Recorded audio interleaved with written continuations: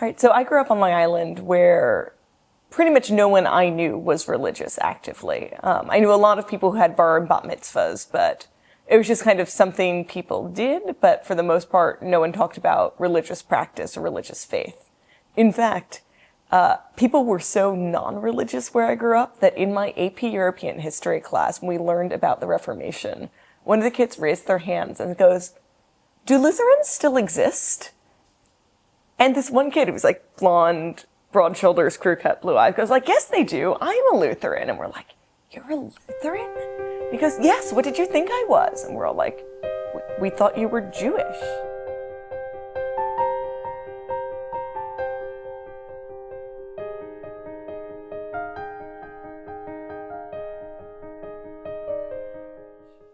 And, I'm half Jewish. I was raised as an atheist. My parents are both atheists. But it's just where I grew up, really the only active Christians I knew of were ones I saw on TV, kind of moral majority, Katrina came to kill the gays kind of stuff. So I only saw Christianity in the political sphere when it was opposed to a different political policy position.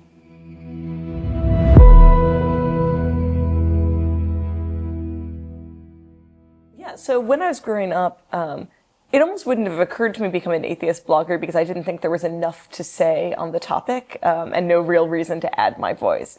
Christianity is silly, these policy positions are dumb. You don't need one more person saying that if you're not going to add anything. But what happened when I went to college is I actually met Christians. I met weird Christians and smart Christians through my debate group, the Yale Political Union. And that was kind of really interesting because I went, these people aren't stupid, And not that these people are right, but these people are worth rebutting.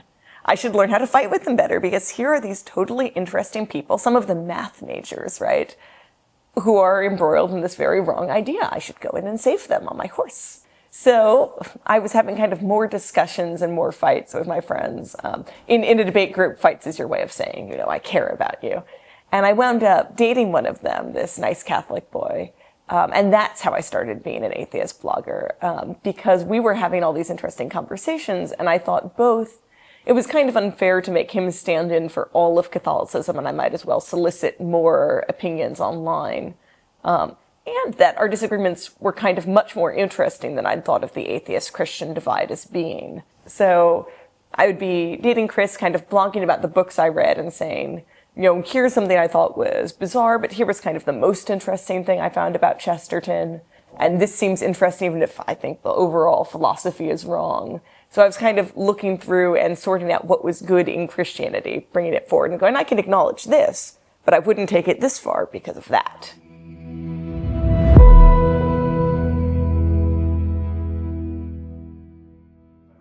So the big thing I wound up thinking a lot about in college is my big kind of open question that turned out to be a gateway question, is that I'd come in as a deontologist, which means that I was kind of interested in understanding morality as a system of rules. The most famous deontologist is Immanuel Kant, but I think it's probably a little unfair to tar him with all of my ways I implemented deontology. And so what that meant is I was always interested in his question, which is the thing I'm doing right now. Could I say it's a universal rule for everyone to behave the way I'm behaving? And if not, I shouldn't do it. And for Kant, that knocks out a lot of simple moral questions like lying, murdering, all become clearly wrong, even if they benefit you, even if they're good in this circumstance, because you wouldn't ask other people to do them. And I loved this. I liked that it was kind of systematizing. I liked, I don't know, there's a romance to deontology, right? I am acting for all people in this moment, and the decision I make is the one I choose for everyone else. But the problem for me with my deontology is that it actually kind of left me in the position of not caring very much about people. I cared a lot about the rules. And I loved them in my own peculiar college way. But I cared much more about the rules than the people involved in the moral questions. So it's almost like I want to do the correct moral action the way that when I was taking the SATs in high school, I was like, oh, here's a test, I'm so excited. I want to get the right answer on everything. But there's no care for others in that kind of formulation. The other weird consequence of this is, I liked excelling, right? So I was kind of excited, especially in high school, which is a great environment for this, if people were mean to me, because I'm like, oh, now I am untempted by affection to be kind to these people, and I can do it out of pure duty. Excellent. Which I'm told is bizarre, and, not how 16-year-olds usually react to the pressures of being 16. But to me, this was great. But it left me almost in the position of sometimes wishing that other people would be unpleasant or cruel, because it would give me the opportunity to behave extremely well. And what happened in college, kind of embarrassingly late in college, is I wound up, partly through the witness of my Christian friends, realizing that there was something very stunted and isolating about this approach to morality. You could almost be a solipsist, someone who thinks you're the only real person in the world, and a deontologist, if you're only interested in what your answer is to each question and not in the people your choice affects. So what ended up happening is I ended up getting into virtue ethics. Now, deontology says you should follow the rules because they're correct. Virtue ethics isn't that far away. It says you should follow these rules because it will make you a better person. You should be the kind of person who follows these rules. The big difference, especially for me, other deontologists might have been less, terrible in this respect, is that virtue ethicists are allowed to be excited about following the rules and to be kind of moved or joyful, or to take pleasure in the effects of them. Versus, as I thought of deontology, I should be acting out of pure duty, uncontaminated, by affection for the other person. But a virtue ethicist is trying to make it as natural and as easy and as beautiful to do the right thing as it is for a dancer just to walk across a room. There's that much grace in it. And I liked the word grace at the time, though I liked it only in the sense of kind of a dancer's movements and not in the sense I would eventually come to understand it.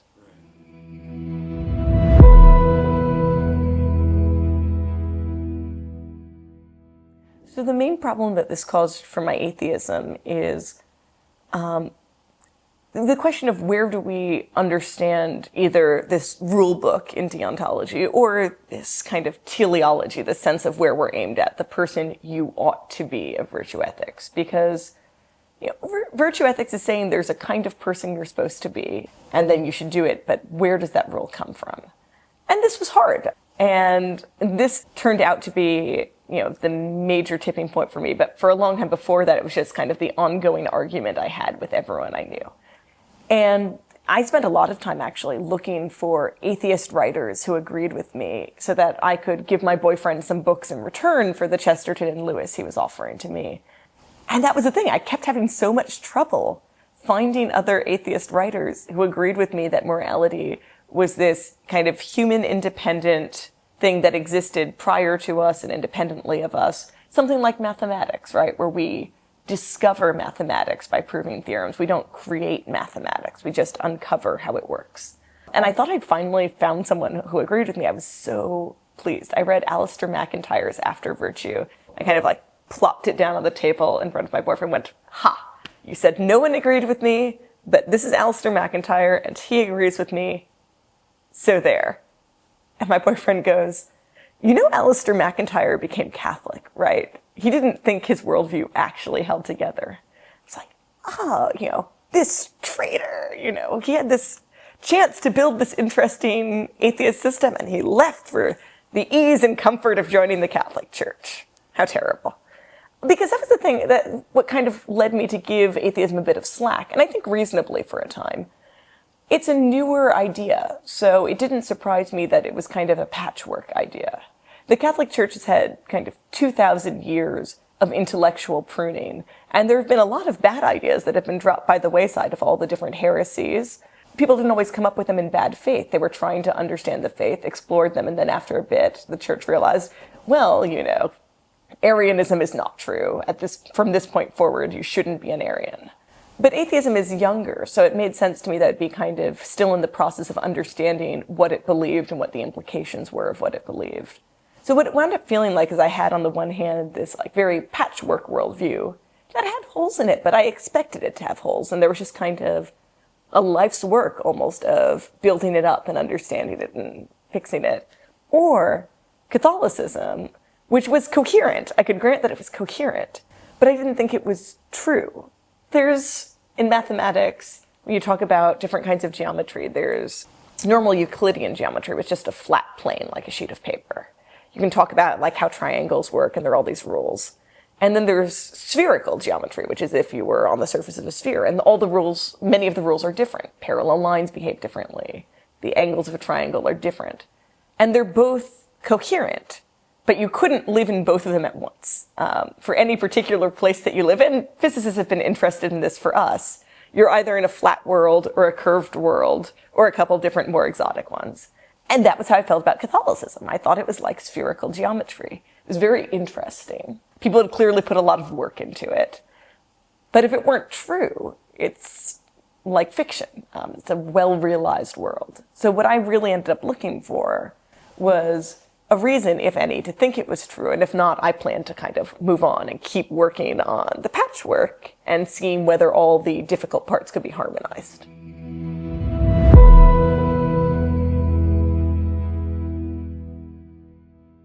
So the big question about morality, I think kind of a big issue lurking under a lot of debates that end up happening currently, is whether morality is something we discover like archaeologists. Something where you're digging, but the thing you're looking for already exists. It's just for you to uncover and study and try and make sense of. Or something we build like architects. And a lot of people kind of come down nowadays on the architect side, where either they say that we build it or, society builds it, but it's arbitrary. It could have been built a different way. And if we don't like some part of it, we can change it to fit us. But I've always come down, and before I was ever considering being Christian, on the archaeology side. Partly because I'm someone who loves math, and that meant I already had one example of something that works this way. Math is something we discover. It's already out there in the universe, and then we're lucky enough to get to come to see it and know it and love it. So that was part of it. And the other, and I didn't know the Flannery O'Connor quote at the time, but if morality is something we build, then the hell with it. It's not interesting, and it's not useful, and it's not true or important. The reason we spend all this time talking about what the right thing to do is because the right thing has moral force on us in a way it wouldn't if it's just some contingent system we make up as we go along.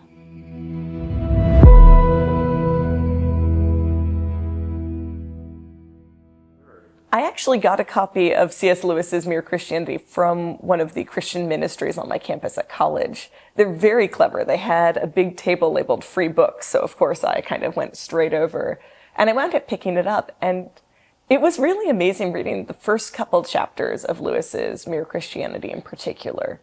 I'd only read the Narnia books beforehand, which I'd liked, but this was kind of the most perfect summary of what I'd already believed about how morality works. Even what Lewis says whenever people appeal to morality as a standard, it means they think there's actually a standard to appeal to. Even if they say, oh, it isn't fair for you to bring up this kind of critique of my position as a relativist, it isn't fair implies an actual standard you both have and have access to. And it was really kind of both amazing and dispiriting to me to finally see what I'd kind of always thought laid out in print on the other side.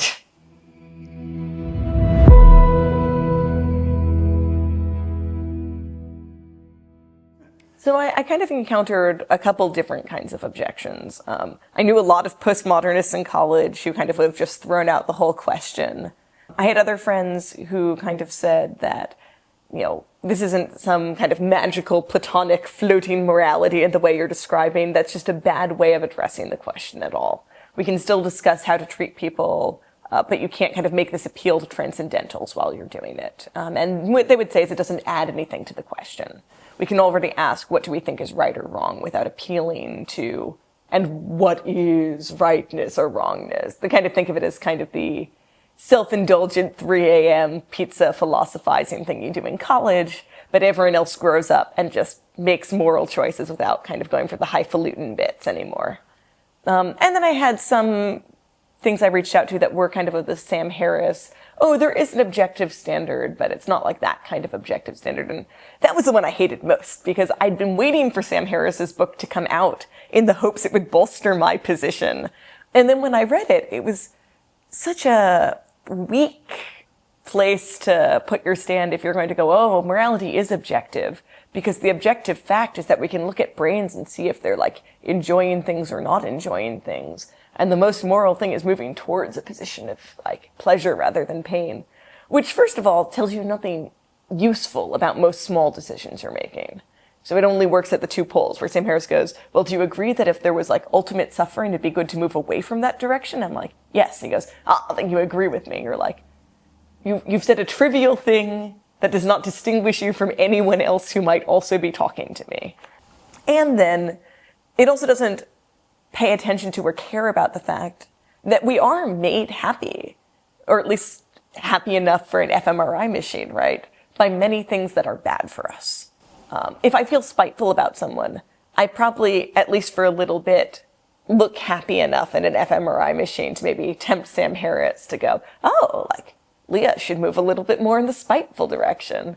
And that itself should just be enough to be clear that certainly away from the poles of ultimate suffering and, pure pleasure, that this isn't a helpful compass when we're trying to decide what to do.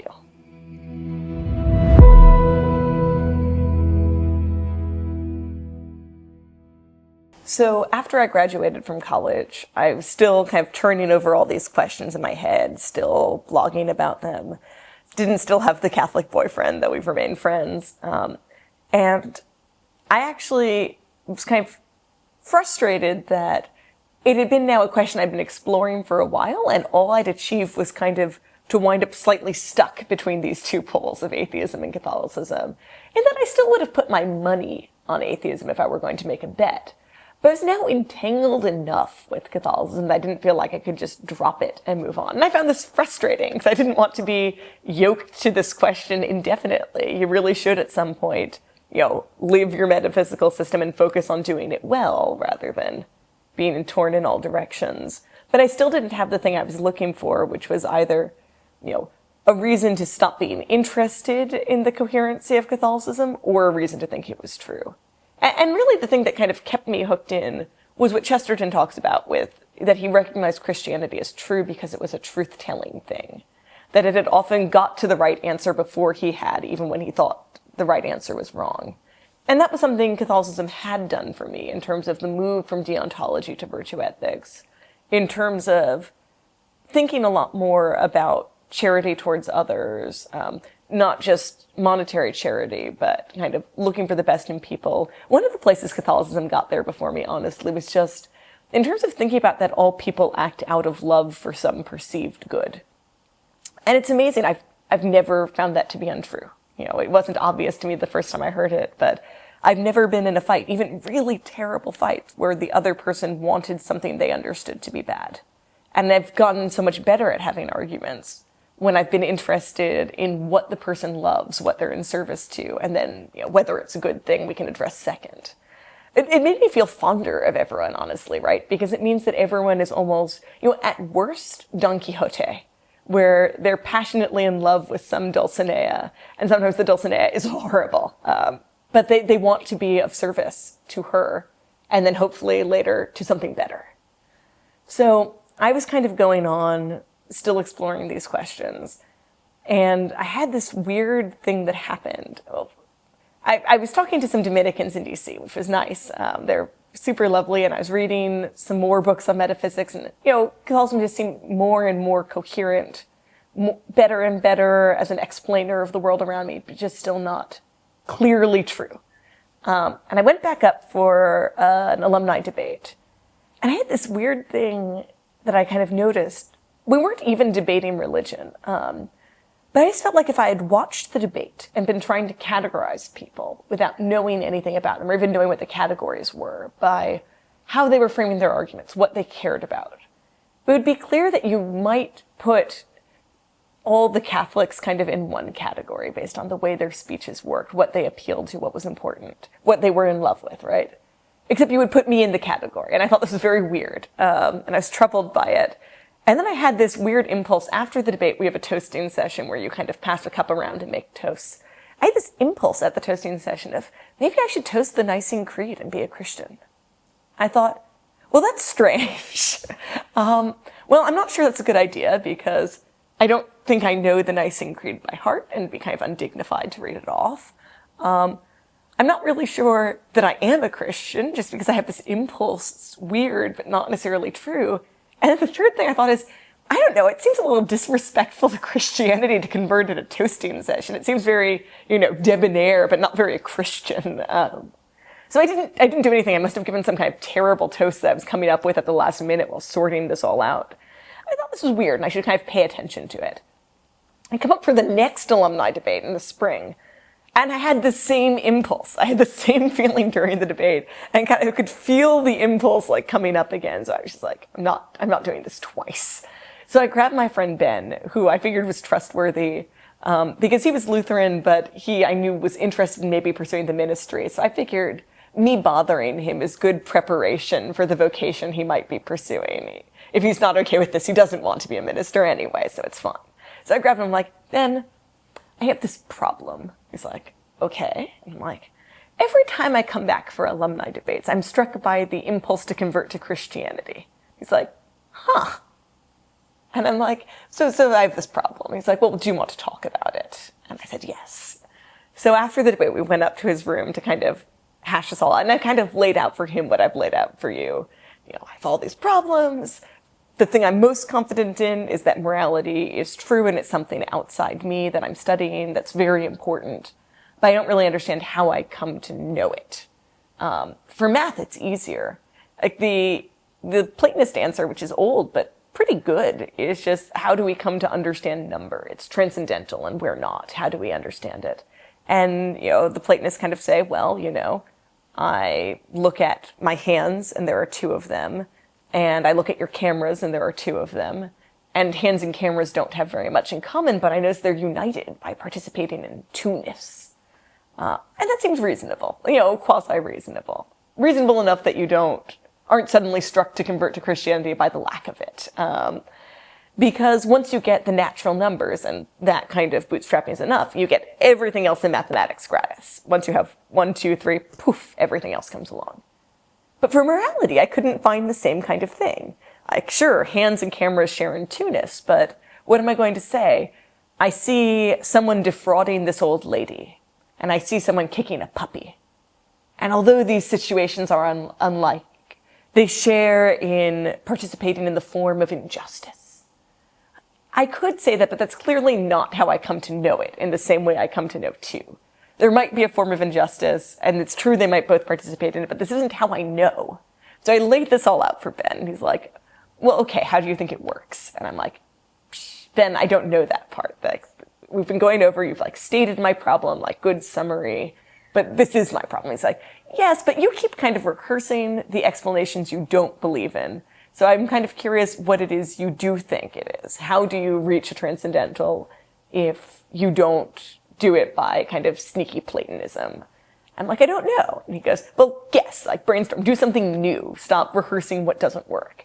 And I said, well, I don't know. I guess morality just loves me or something.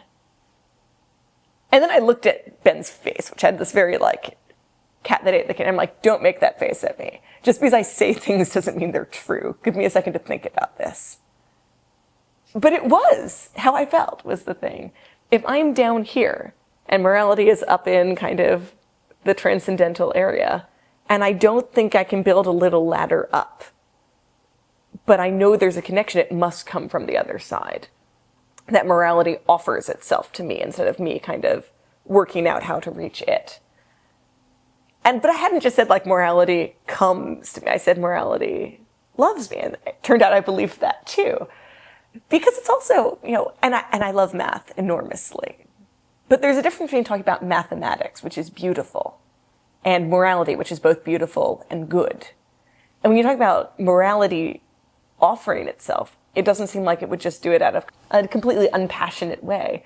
It's a gift, and it would be a good gift, and a gift offered for you. And I'm already talking about it as though it's an active thing also. And there's this problem where if you talk about kind of truth, beauty, and goodness, which is what morality is, being an active agent rather than kind of a deontology rulebook that has a special care for humans and offers itself to it. There's a word for that, and it happens to be God. And particularly Christ. When you think about kind of that movement, it's very like the movement of the incarnation, the transcendental coming down to visit us here in the way that we can understand it. And so I, was really struck by this. And I actually had there's a moment when you're doing math or when you're writing computer code where you have the answer before you actually know what it is. When I know I need to write this algorithm, and suddenly I know I have the shape of it, even though I won't actually know all the steps till I write it down. And I had that feeling, even just as I said it the first time before every exam, I was like, click, this works.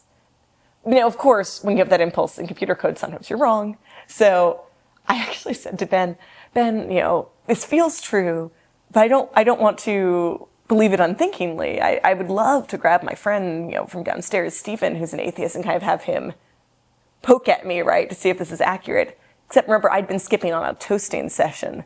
So Stephen is probably pretty tipsy.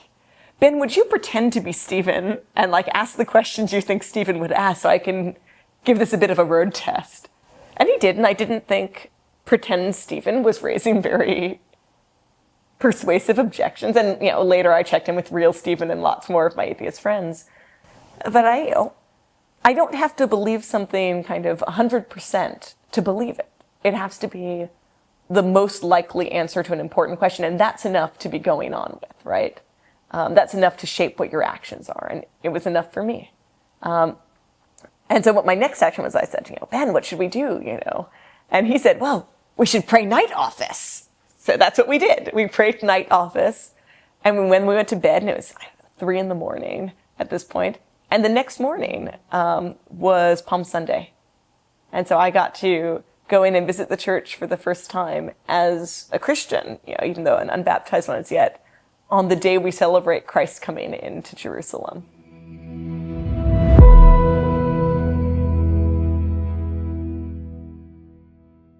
So I feel like one of the biggest adjustments for me after this, as I've kind of come into the church, both during RCIA and then during kind of the long process of conversion that is a life, is making room for God, because, it's just never been my habit to leave space for God. And the bit that's easier is just leaving time in prayer, and I do that actually still by kind of scheduling it, right? I usually do morning and evening office on my walk to and from work. And that's easy because it's a specified time. What's hard is thinking about inviting God in spontaneously. There's a bit in the book Ender's Game where the point of the way they've raised Ender is they don't want him to rely on other people. And they, plan this from when he's 6. And it's kind of in Harry Potter too. But, they don't want him to have parents. They don't want him to ever assume someone else will come in. And I have awesome parents, but I just always had a habit of kind of looking for ways to solve problems myself. And it always almost being an afterthought of, could someone else have been useful? Should I have asked someone else? And that's hard because I have God all the time, but I don't think of him all the time. I just don't have a habit of reaching to him in extreme moments, it would occur to me, but it's harder in small moments, or even to share joy. It's easy for me to read something that's delightful and then elbow one of my roommates and go, look at this, it's so good. But not, look at this, God, how nice is this, right? So I've been trying to just redirect a lot of my impulses where I try and share joy with other people, and remember that I can also share it with God, which I know sounds a little funny, right? Because it's not as though he doesn't know how good Arcadia is already. But I love this play, and in the way that I like seeing someone else enjoy it, he must like seeing me enjoy it. Because it's a small shadow of the way I would enjoy all of his goodness if I share the beatific vision. So trying to do that, and then also really honestly, I'm saying I'm trying to kind of bootstrap off of my impulses to share joy with other people or to rely on other people and use that to remember to share joy with God or to rely on him. But I'm not so good at those first two things, with other people who are physically present in my living room in the first place. So it's felt like to me a big part of the project of being a Christian is, treating other people more in the way I'm supposed to treat God, not in an idolatrous way, just in a trusting their love more and asking more of their love. And that's all been difficult for me because, I like, especially back as a deontologist, kind of being as neat and non-burdensome as possible. And Christians it sounds weird to say Christians are called to be burdens on others, but like Christians are called to be a gift to others, but also to receive others as a gift. And when you're kind of very neat about being as kind of tidy as possible with your asks and with what you offer, you rob other people of that chance, and you don't develop the habit of inviting God in if you're not doing it with others.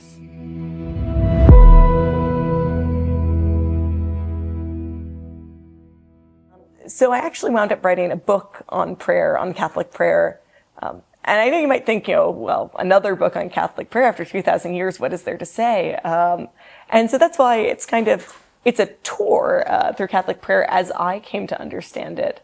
Because to me, all of Catholicism is like learning a second language. And you learn a second language in relation to your first. Your French teacher goes, we're learning the subjunctive. That's when you say were in English. And so for me, learning Catholicism as my second language, I had to rely on my first language. And my first language, is let's talk about math, and let's talk about like weird bits in the history of medicine. And let's talk about musicals a bit. So, there are many resources on kind of praying the rosary well that are kind of very deep spiritual resources. And then, if you're kind of totally at sea, you might pick up my book, Arriving at Amen, and go, what is the rosary? What's even happening? And me going, well, I don't know exactly, but I suspect it's something like ballroom dance. You go, what? And I go, yes, in ballroom dance, you practice a basic step forever. I would practice it on subway stations, just like 1, 2, and 3, 2, 2, and 3. And you practice it forever, and it's very boring, and it's repetitive. Because if you're a follow, like me, all you need to do is the basic. All you have to do is keep time, and then the lead can actually lead you through moves you don't even know yet. Because there's only one thing that's appointed to you, and it's keep your feet going up and down at the right second. And the rosary might be something like that, where it is repetitive, right? But as I'm going through it, it's not for me, this was something I struggled with a bit, like, am I supposed to meditate on these mysteries, have a spiritual insight every time? I don't know. And what I thought was, no, like, I have one thing to do, just like in ballroom dance, I have one thing to do, and it's keeping the beat. And if nothing else, if I say all of the Hail Marys, I've done that. And what it gives me is kind of the freedom to be moved by a partner, but not to be responsible for anticipating all those movements myself. And having the language of ballroom dance to fall back on made it easier to make sense of what was going on in the rosary. So the book, Arriving at Amen, kind of explores a lot of those analogous relationships. That's kind of the one I'd say in detail. But then there are much weirder ones like, how is the confession kind of like Japanese pottery repair? How is the Eucharist kind of like people mummified entirely in honey in China? And so on and so forth. So I don't know. I feel like the fun thing about the book is it's both a way into prayer through other things. And if you're Catholic and you feel like you've already got a handle on them, it's a way through prayer to all these other things in the world that are very beautiful, like dance or math, etc. So you can kind of see how all of them do point back, all bits of beauty point back at our truth, right? And you can kind of look back out along the rays and go, I didn't know I loved math, but now that I know that it's analogous to this part of the divine office, I guess I do. I guess I love it too, right?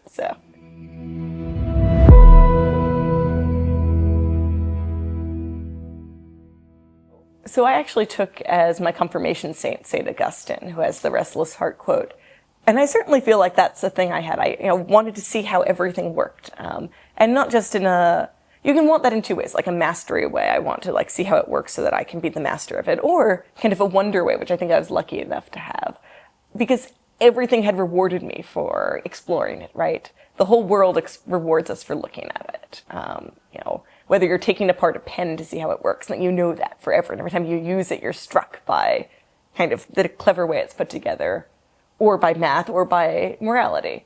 And so I think that hunger to know, but not just to know and to love, put me on a collision course with Catholicism. Because if you keep following it honestly, you'll wind up in the right place. And I know a lot of people who kind of harbor that hope, period, which is a wonderful hope that if you just keep pursuing truth, it will introduce it to you.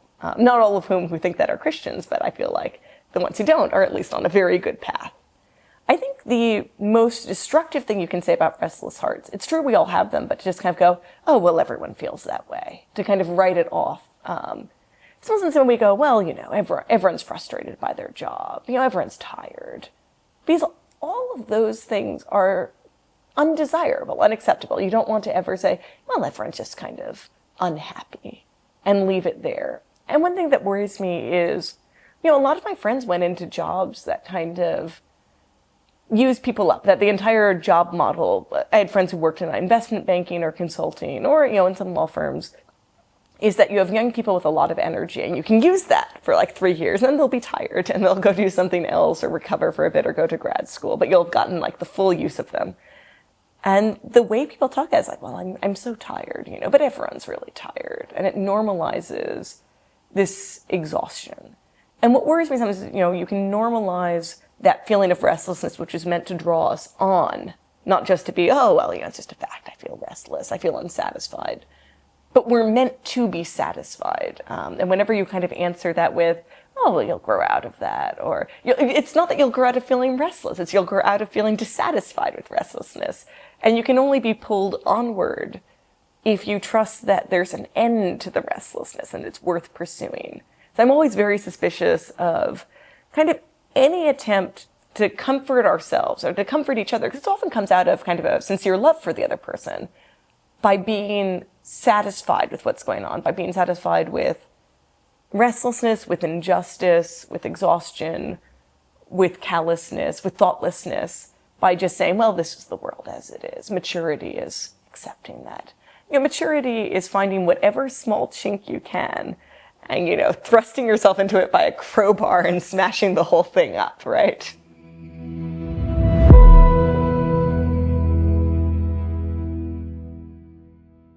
Well, the thing is, pursuing the truth is always a gateway drug. And this is a nice bit of trust to have, right? As long as you pursue the truth, really desiring to find it, eventually things will work out, probably.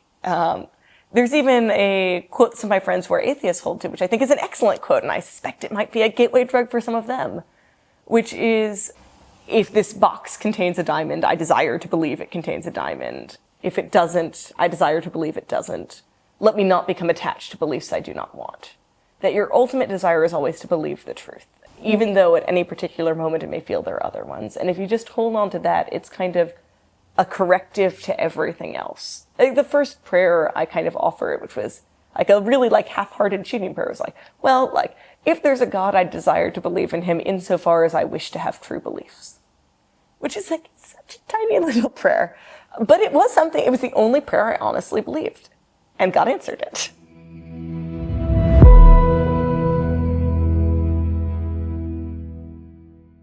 There's this great quote by Chesterton I love, and it's one of the things where you find it and you're like, this fits so many places. I've needed you, right? Where he talks about that kind of the nihilist and the solipsist all live in these very tidy little circles. They live in worldviews that are coherent. Once you say there's no meaning, nothing looks like it has meaning. It works. But it's such a tiny circle. And then you have lots of, you don't even have to go all the way up to Catholicism to get a better philosophy than nihilism, that, might also be coherent, but are much larger. They contain more. And Chesterton said that this should be something we look at when we look at philosophy. You hear this less in modern discourse, not just, does this hold together, which tends to be all we say, and then once they do, well, you each have a consistent answer. Some of these consistent answers are more expansive than others, and we should weight them more heavily, because, it's almost, first of all, you can get more human-sized. A human can barely fit in the small circle of nihilism, and it's only by paring off interesting bits of yourself you manage to squeeze in. You kind of human-sized, consistent ideas. But what Chesterton's looking for is this radically large idea, an idea large enough to also contain God. It's both consistent, but it's also large enough for God. And once we're there, instead of have this small, cramped place of nihilism or kind of the cozy kind of pure humanism, you've got space enough for God, and you've got all of that to run around in. And it's still coherent.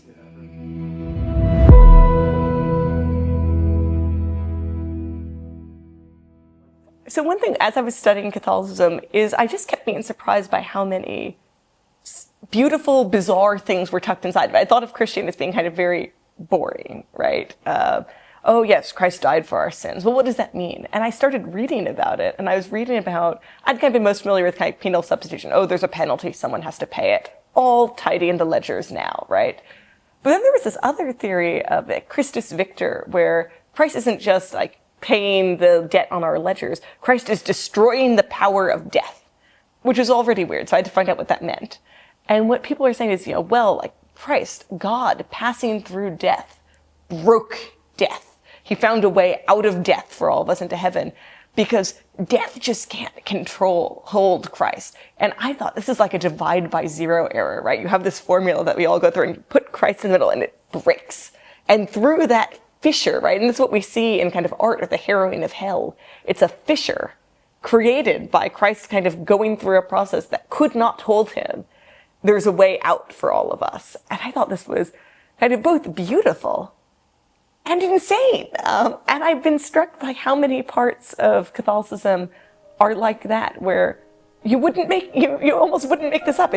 You could make up almost the penal theory, right? Because it's just so tidy. It resembles kind of a human ledger keeping. But, oh yes, by like submitting to death and by entering Satan's domain, Christ was too large for it. Hell cannot contain him, and thus it couldn't contain all of us if we followed him out.